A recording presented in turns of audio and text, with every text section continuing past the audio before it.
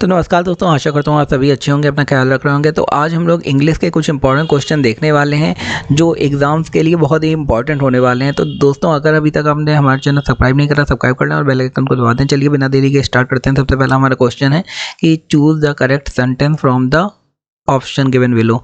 तो इसमें सबसे करेक्ट सेंटेंस कौन सा है वो आपको चूज करना है। तो कौन कौन से दिए हैं, पहले दिया they are going to the mall yesterday, they went to the mall yesterday, या फिर they will go to the mall yesterday, या they have gone to the mall yesterday. तो इसमें कौन सा बिल्कुल सही आपका होगा। तो सबसे पहले यहाँ पे कुछ चीज़ें हम लोग पॉइंट आउट करेंगे। यहाँ पे येस्टरडे राइट है, येस्टरडे माने बीता हुआ कल। तो यहाँ पे लिखा है they are going to the mall, तो मतलब वो जाने वाले हैं, लेकिन यहाँ पे बीता हुआ कल की बात करी गई तो ये आपका गलत हो जाएगा। पूछा गया करेक्ट जो है वो पूछा गया। आगे सेकंड दिया है they went to the mall yesterday, वो कल मॉल गए, तो ये तो बन रहा है, ठीक है। आगे they will go to the mall tomorrow, they will go to the mall tomorrow, तो ये भी सेंटेंस सही बन रहा है। तो बी और सी में देखिए, आगे they have gone to the mall yesterday, तो ये नहीं बन रहा क्योंकि यहाँ येस्टरडे भी दिया है, हैव गॉन वो जा चुके हैं, ये कोई नहीं। तो पहला चौथा नहीं बनेगा, दूसरा तीसरा में देख लेते हैं कौन सा सही होगा। अब यहाँ लिखा they went to the mall yesterday, ये तो सही है। आगे they will go to the mall tomorrow, या फिर वो कल मॉल में जाएंगे, तो यहाँ पे करेक्ट हो जाएगा आपका सी वाला। क्यों करेक्ट हो जाएगा, क्योंकि यहाँ भी तो सेकंड फॉर्म लग रही है, येस्टरडे लगा है, क्योंकि यहाँ पे येस्टरडे दिया गया है और यहाँ पे यूज़ होना चाहिए पास्ट कॉन्टिन्यूअस टेंस का, पास्ट परफेक्ट कॉन्टिन्यूअस, क्योंकि जब यस्टरडे या कोई टाइमिंग दिया जाता है तो यहाँ पे पास्ट कॉन्टिन्यूअस का यूज़ होता है जिसमें आईएनजी भी लगता है, जो यहाँ पे यूज़ नहीं हुआ है। तो यहाँ पे they will go to the mall tomorrow, वो कल मॉल जाएंगे, ये करेक्ट हो जाएगा हमारा। आगे देखते हैं question, select the correct word to complete the sentence. तो हम लोगों को करेक्ट वर्ड चूज़ करना है जिससे वो सेंटेंस को कंप्लीट कर सके। तो डैश है, एक ही है, डैश है, डैश है his job before he got married, तो उसने क्या करा, ही के बाद डैश है और his job before he got married, तो उसने क्या करा, he lost his job before he got married, या he quitted his job before he got married, या लेफ्ट, या फिर डिसमिस्ड। तो डिसमिस्ड तो नहीं होगा, ही डिसमिस्ड हिज जॉब, उसने अपनी जॉब ही डिसमिस्ड कर दी, ये तो कोई सेंटेंस बना नहीं। आगे ही लॉस्ट हिज जॉब, ये हो सकता है, क्विटेड ये भी हो सकता है, लेफ्ट ये भी हो सकता है। इसमें सबसे सही क्या होगा आपको पता है, वो होगा यहाँ पे लॉस्ट। लॉस्ट क्यों होगा, क्योंकि कोई इंसान अगर ये कह रहा है कि ही dash his job before he got married, तो उसने क्या करा, शादी से पहले ही उसने अपनी जॉब छोड़ दी या फिर खो दी। तो छोड़ना, अगर कोई छोड़ रहा होगा तो ये नहीं बोलेगा शादी के पहले छोड़ दी। शादी के पहले अगर कोई चीज़ होना मतलब उसने खो दी होगी, कुछ बुरा हुआ होगा, तभी ये बीच में मैरिड का वर्ड आ रहा है, ठीक है। यहाँ पे लॉस्ट होगा मतलब खो गई या निकाल दिया गया। Identify the incorrect sentence from the following option. यहाँ पे जो भी ऑप्शन दिए गए उसमें इनकरेक्ट सेंटेंस आपको फाइंड आउट करना है। सबसे पहला ऑप्शन दिया गया है she plays the piano very well. आगे I love to eat pizza and pasta, me and my friend are going to the beach. आगे he is studying to become a doctor.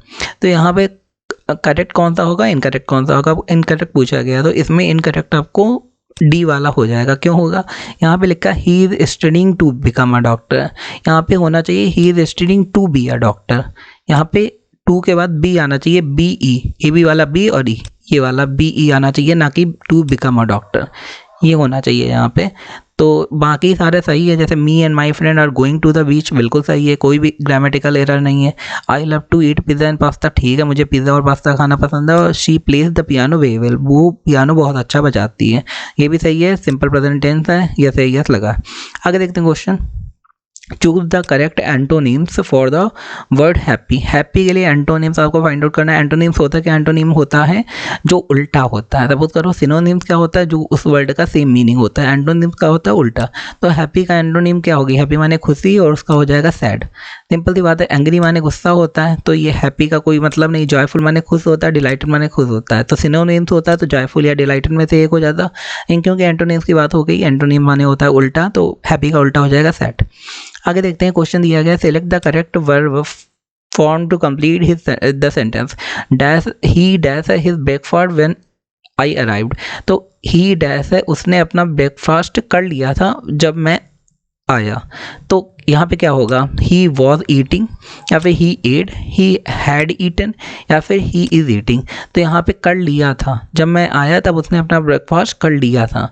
तो ही वॉज ईटिंग वो कर रहा था, ये गलत हो जाएगा, ऐसा तो है नहीं, उसमें लिखा कर लिया था। तो ही एट हिज ब्रेकफास्ट, ये हो सकता है एट उसने खा लिया अपना ब्रेकफास्ट जब मैं आया। ही हैड ईटन वो खा चुका था, या ही इज़ ईटिंग वो खा रहा है। तो खा रहा तो नहीं होगा यहाँ पे, जाहिर सी बात करी जा रही है कि जब मैं आया या आई तब उसने अपना ब्रेकफास्ट कर लिया है। तो यहाँ पे पहला वाला गलत हो जाएगा, क्योंकि ये प्रेजेंट में और पास्ट कॉन्टिन्यूअस का टेंस है। इन दोनों में कौन सा होगा, तो इन दोनों में हो जाएगा हैड ईटन, कि जब मैं आया या आई तब वो ब्रेकफास्ट अपना खा चुका है। यहाँ पे क्योंकि सेकंड फॉर्म लगी है ऑलरेडी, मतलब सिंपल पास्ट का है, तो यहाँ पे सिंपल प्रेजेंट परफेक्ट टेंस होना चाहिए। तो तभी यहाँ पे हैड लगा है, मतलब पास्ट परफेक्ट टेंस का यूज़ हुआ है। तो यहाँ पे कोई हैज़ या हैड में इसे लगेगा, और यहाँ पे आपका सिंपल पास्ट सेकंड वाले सेंटेंस में आएगी। ये दो सेंटेंस का कॉम्बिनेशन ही है। आगे क्वेश्चन देखते हैं, why what they are doing does not seems dash working. तो जो वो काम कर रहे हैं ऐसा लग नहीं रहा उससे बात बनेगी। तो ये इसका पूरा मीनिंग है, सीम्स टू बी वर्किंग। कभी आपने सेंटेंस आपने बोला होगा, तो हम लोग क्या करते हैं, यहाँ पे क्या लिखते हैं, सीम्स, सीम्स के बाद क्या हो जाता है, टू बी वर्किंग। यहाँ पे ये करेक्ट हो जाएगा आपका। तो हमारा सीम्स टू बी वर्किंग यहाँ पे करेक्ट हो जाएगा, ये वाला। आगे क्वेश्चन दिया है, she is going to quit her job dash they give her a pay rise.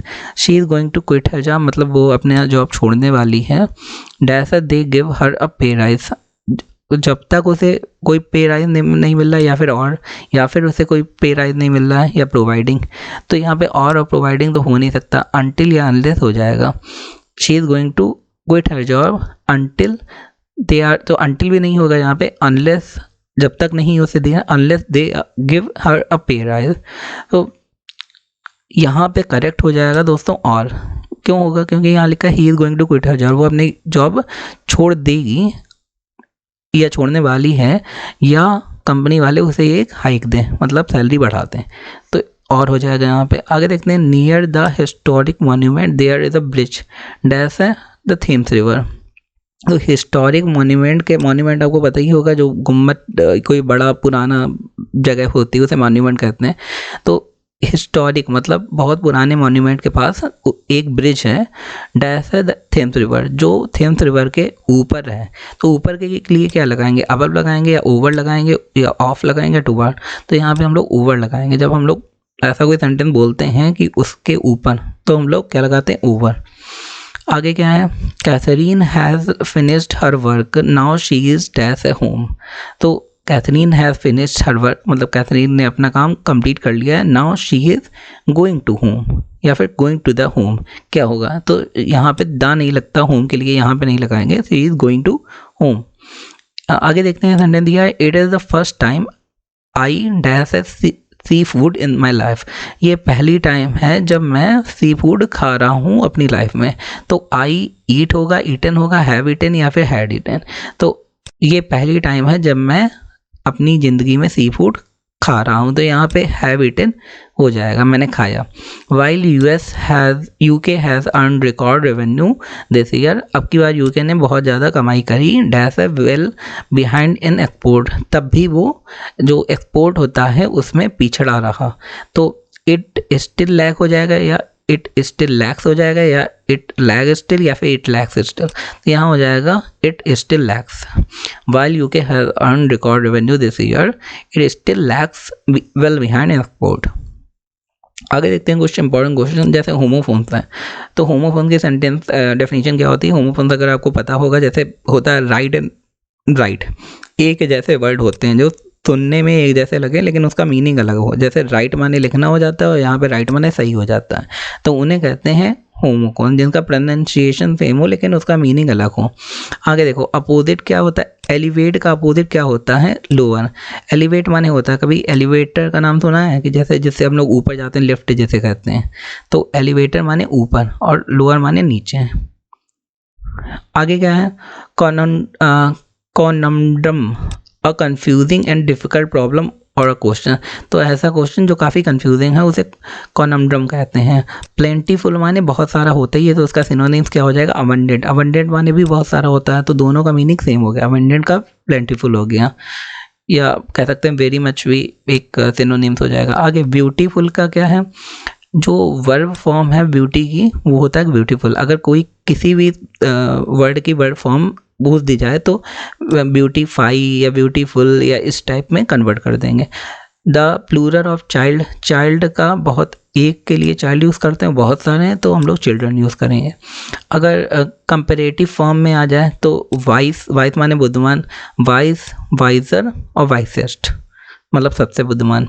Most popular, the superlative form of the word popular, popular का अगर सुपरलेटिव फॉर्म करेंगे तो फॉर्म तो आपको पता ही होगा, कंपैरेटिव, सुपरलेटिव।